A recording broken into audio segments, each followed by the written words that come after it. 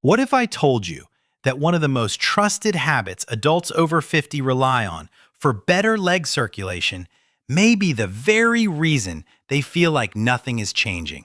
Not because walking is bad, not because anyone misled you, but because what once worked naturally for your body may no longer be enough for the body you have now. That thought stayed with me for a long time. I've heard from people who walk every morning, stay disciplined, and do exactly what they've been told for years. Keep moving, stay active, walk more. Yet their feet still feel cold at night. Their ankles still swell by evening. Their legs still feel heavy after standing. And when they face stairs, curbs, or uneven ground, they hesitate in ways they never used to. That hesitation matters more than most people realize, because poor circulation is rarely just about circulation. Sometimes it is the first quiet sign that confidence is shrinking. When people trust their legs less, they move less. When they move less, life often becomes smaller. Shorter errands, more sitting, less spontaneity, more caution. Many people assume this is simply aging. Sometimes aging plays a role, but sometimes it is something far more hopeful than that. Sometimes the body is not failing. It is adapting to underuse, weaker contractions, and outdated movement habits. That difference can change everything. Welcome to MyoSci Lab, where we explore how to stay strong, capable, and independent as the years move forward.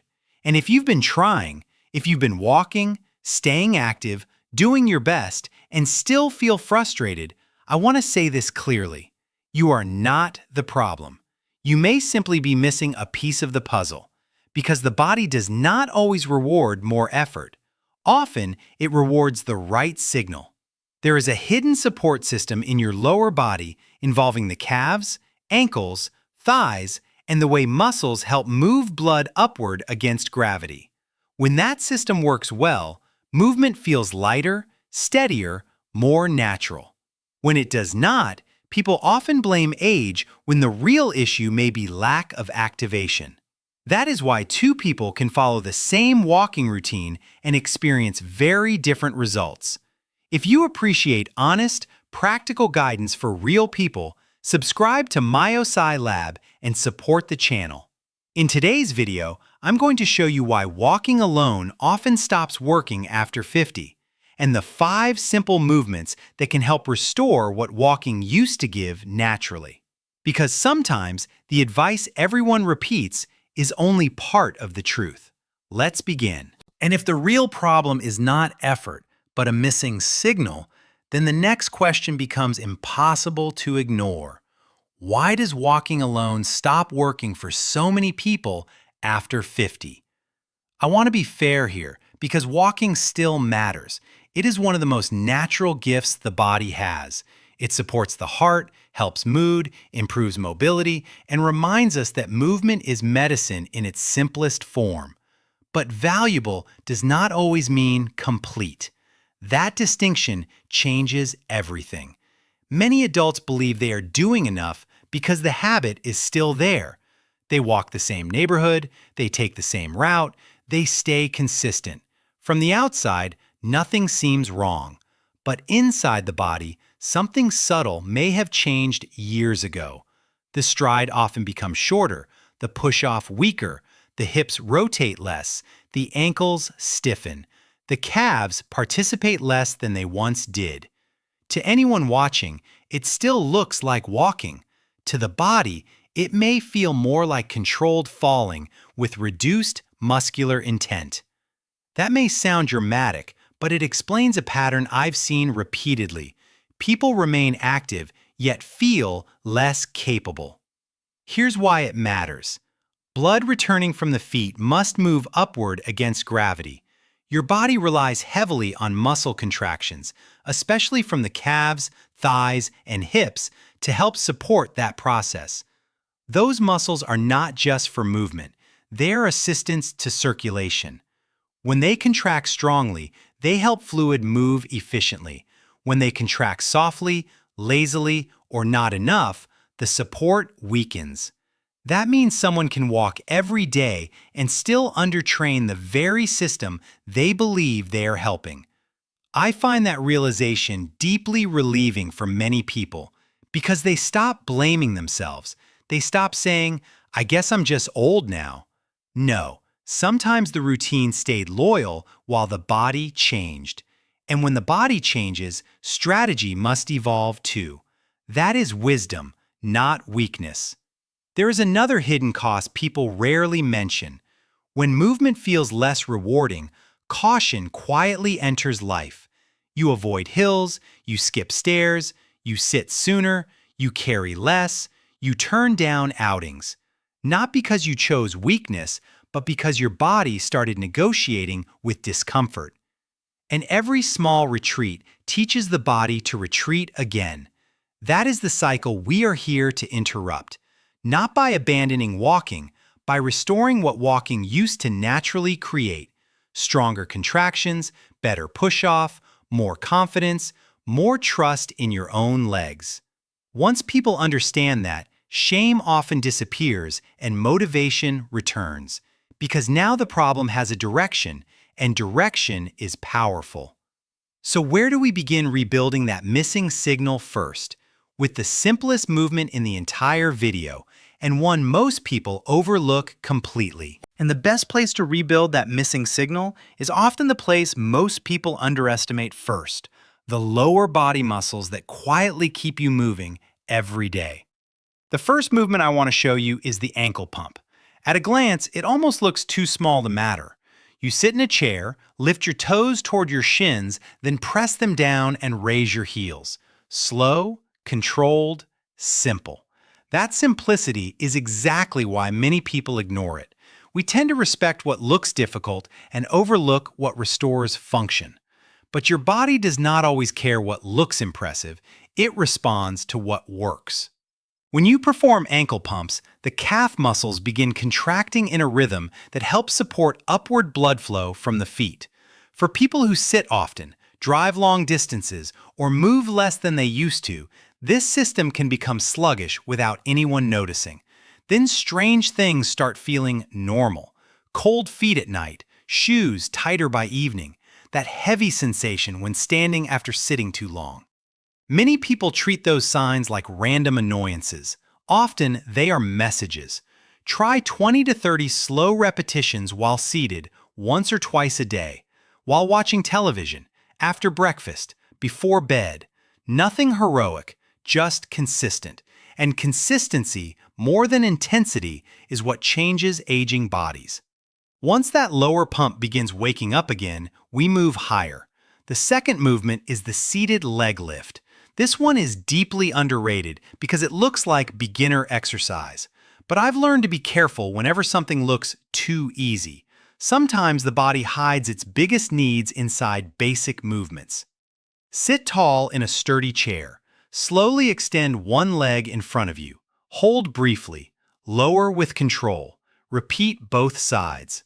Your thighs and hip flexors help you stand from chairs, climb stairs, steady your knees, and move through life without hesitation. When those muscles weaken, people rarely describe it accurately. They say, "I just feel older lately." That sentence often has more to do with strength than age. Weak thighs can make every ordinary task cost more energy. Stronger thighs can make life feel lighter. That is a powerful trade. Even a few daily repetitions can begin rebuilding the support system beneath your independence. Now we combine circulation, strength, and confidence in one movement. Supported calf raises. Stand behind a chair or near a kitchen counter. Rise slowly onto the balls of your feet. Pause at the top. Lower under control. That pause matters more than most people realize. It teaches the calves to fully contract rather than casually assist. It challenges ankle stability. It reminds the nervous system how to coordinate balance and force together. This is where many people begin noticing something emotional, not just physical. They trust their legs a little more. They rise from a chair easier. They move through the kitchen with less hesitation. They stop bracing for every step. And those quiet victories deserve respect. Because real progress after 50 is rarely dramatic.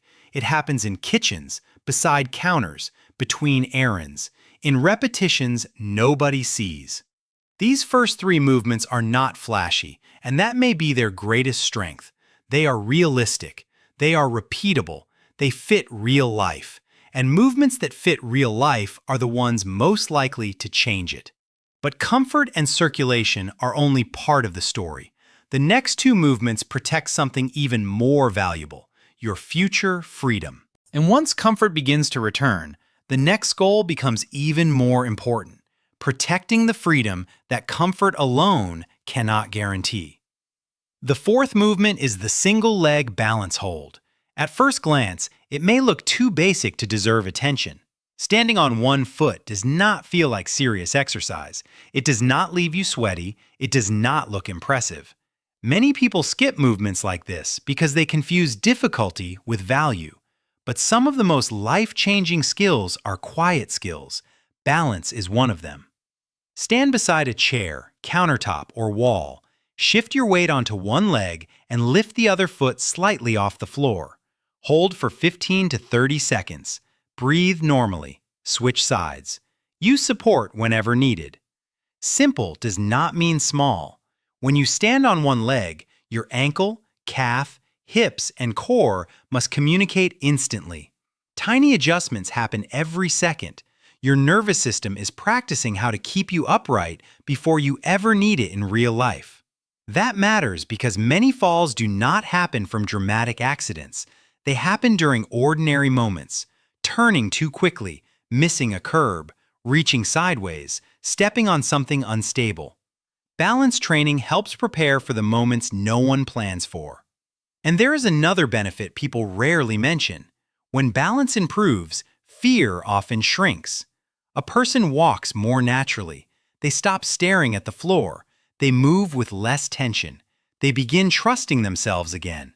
That trust is priceless. Now we come to the final movement, and in many ways, it brings everything together. Standing calf pump holds. Stand tall behind a chair or near a sturdy surface, feet hip-width apart. Rise slowly onto the balls of your feet. Hold at the top for 3 to 5 seconds. Lower with control. Repeat for 8 to 15 repetitions. It may look almost too easy. That is exactly why people underestimate it. But this movement combines strength, circulation support, ankle control, posture, and concentration in one sequence. The hold at the top is where the value lives. It asks the calves to stay engaged long enough to create a stronger pumping effect than casual walking often provides. This is not about chasing exhaustion. It is about creating useful tension. There is a difference. Many people spend years believing they need harder workouts, more punishment, or endless walking. Sometimes what they need is a better signal. That insight can be emotional because it replaces frustration with direction. You realize your body was not betraying you. It may simply have been waiting for clearer instructions. I have seen people gain confidence from movements no one would post online, brag about, or call exciting. Yet those same movements help them climb stairs easier, stand longer, move steadier, and live with less hesitation. That is real fitness after 50, not vanity, capability, not appearance, function, not proving something to strangers, preserving something for yourself. And that may be the most meaningful kind of strength there is. And once you understand that strength after 50 is really about function, not appearance, the final lesson becomes surprisingly simple. You do not need to change everything this week. You do not need the perfect routine. You do not need endless motivation. You need one decision repeated long enough to become part of who you are. That is how real change usually happens in adulthood. Quietly, practically, without applause. Choose one movement from today's video that feels realistic for your life right now. Not the most advanced one, not the one that sounds impressive, the one you know you will actually do. Then attach it to something you already do, after brushing your teeth, while the coffee brews, during the evening news, before bed. That small strategy matters because habits built into real life tend to survive longer than habits built on excitement. And consistency has a way of becoming confidence. A stronger calf becomes an easier walk. An easier walk becomes more movement. More movement becomes more trust. More trust becomes a bigger life. That is how the body often changes, not in one dramatic breakthrough, but through small signals repeated over time. So start small, but start honestly. Your legs may be older, but they are not finished learning. Your circulation may be slower, but it is not fixed forever. Your future may depend less on intensity than on what you repeat daily. If this video helped you, tell me in the comments which movement you'll begin with this week. And if you value practical, science-based guidance for staying strong and independent, subscribe to MyoSci Lab. We're building something meaningful here, one steady step at a time.